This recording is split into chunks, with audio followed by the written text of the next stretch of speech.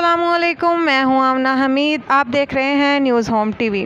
खबर शामिल करते हैं मिर्ज़ा आतिफ़ की रिपोर्ट के मुताबिक। जी आतिफ़, हमें आगाह कीजिएगा। सान्हे साहिवाल के बाद आज फिर एक और पुलिस गर्दी और सान्हे साहिवाल में एक अख्तर नामी लड़का जो है वो पेट्रोल पंप पे उसकी किसी पुलिस वाले के साथ भी तलब कलामी हुई और जिस पर उसने फौरी तौर पर उसको सर में फायर मारकर जाँ बहक कर दिया।